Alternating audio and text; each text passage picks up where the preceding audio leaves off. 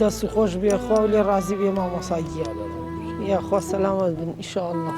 ئەوەنە دڵخۆشم وام زانێ یەک وە نەوشەتان بۆ کڕیم، ئەوەنە دڵخۆشم وام زانێ یەک وە نەوشەتان بۆ کڕیم.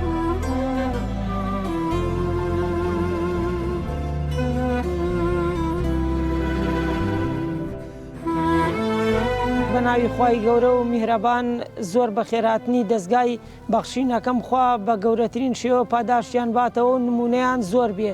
ئەم ماتۆڕیان بۆ کڕیوم لە مانگی ڕەمەزانی پیرۆزە خواگیان لیان قبول کە و بە هەزار حەج بۆیان قبول بێ بۆ ئەوەی سێ مناڵمەیە و لە هەڵەبجەدا ئەنیشم ڕۆژانە بژێوی و کاسپێکی خۆمی پێبم بەڕێوە و محتاجی کەس نەبم دوعای خێران بۆکەم هەمیشە 5 فەرزە خوا نمونەیان زیاو کە دەستگای بەخشین کە لە مانگی پیرۆزی ڕەمەزانە ئەم ماتۆڕیان بۆ هێنام و خوا پاداشتی خێریان باتەوە و خواگیان نمونەی ئەم برادرانەیش زیاوکە کە لە دەستگای بەخشین ناکارەکەن و خوا ئەمریان درێژکە ئینشاءالله.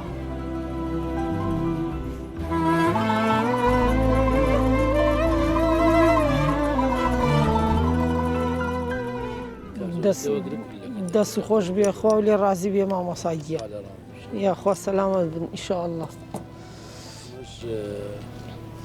منەفێستەکەیەتی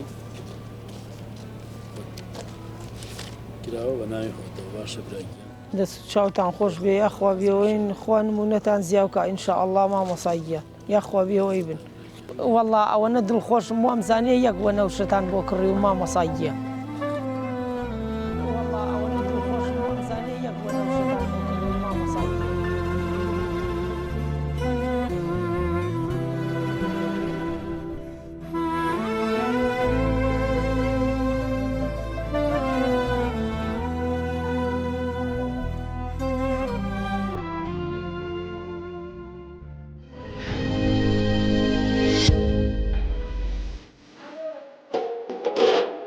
السلام عليكم. اليوم الثاني من شهر رمضان المبارك، لا يزال نقوم بواجبنا دعما لصمود أبناء شعبي.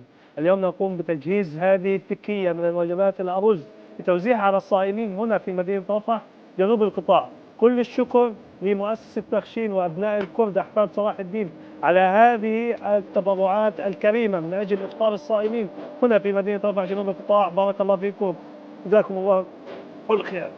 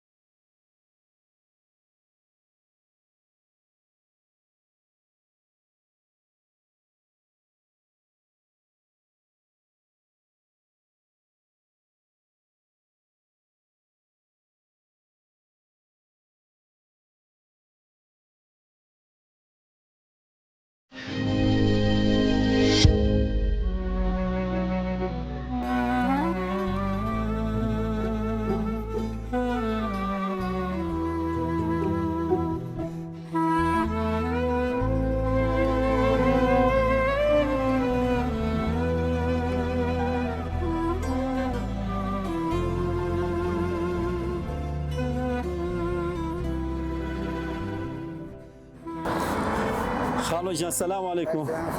باشی به قربان سلامت بیا. فوز شونه دنگ باس باشی لشتان ساق بیا ربی. ئێمە وەکو دەستگای خێرخوازی بەخشین دیارە یەکێ لە کارەکانمانەوەیە کە هاوکاری خەڵکی ژینگە پارێز و ژینگە دۆستان بکەین ژیانت حاڵت وەزە والله ئێمە سەرمان بێ بەفر بێ باران بێ ئێمە هەرێک گەرمێ لەمە ڕەمەزانش ئاوای شەکەین چەند ساڵە تۆ خەریکی ئەم 10 ساڵی شەکەین خانووی خۆت یان وڵا کرێچین ئەرە وڵا چەند سەرخێزانن وڵا چوار خێزان 4 ساڵ ئەرە وڵا چی تێ بۆ خێرخوازان کە وڵا سوپاسیان نەکەم ماڵیان ئاوا بێ سوپاسیان نەکەم دەستیان نەڕێزی ئەخوا ماڵیان ئاوا بێ عەرەبی ئەوە خێر دینایە بێ بەخاتر ناو جوانەکە بەخاتر پێغەمبەر ناو خێر دینایە بێ بەخوایمە خەڵک ئاوکاریمانەکە ئەگەر ئاوکاریمانەکە ئێمە ناتوانین ئەمە شە بکەین خۆی گەورە لە خەڵکی خێرەوە ئامین یا ڕەبی کرێخانوو شە دیوانی ئەرە وەڵا چەندێکە کرێخانوو بەخوا 150,000 ئەرە بەخوا دەخوای گەورەی شەڵا کاراسانی دوکاتیانە ئێمەش لە دەستگای خێرخوازی ماڵتان ئاوا بێ خوا بەخێر بەسەر چاو بەخێر من ناخوا یاخوا بەخێر بەسەر چاو بەخێر من ناخوا سەر چاو هیوانی شەڵا باری ژیانت سوود کات یاخوا بەخێر ئیسفادەی یاخوا بەخێر بەسەر چاو بەخوا منش قاچم تەوانی ئاواری ژنگە پارێزم لە هەڵمێداناوە هەردێقەوە چی لێتی دا ماتۆر دایلێ لە کاتی ئیشکردنا بەڵێ ئاوا ئیشمەکرد ماتۆر دایلێ ئەرە وەڵا گەورە شفا بەخوا ئاچی کاژێر و دگانم گشتی ناو هینا هەڵمی دانا ئەمەمی تەقان قاچم 3 مانگ و نیمە بان جەوە موچەکەتان چەندێک 300,000 ئەرە بەخوا لەبانەوەش ڕۆژنێ لێ دەبڕ ئەرە بە سوپاسان دەکەم ما بۆ ماڵ ڕەمەزان و سوپاسان دەکەم ماڵتان ئاوا بێ عەرەبی خوا لە بڵاو بسبەلاتان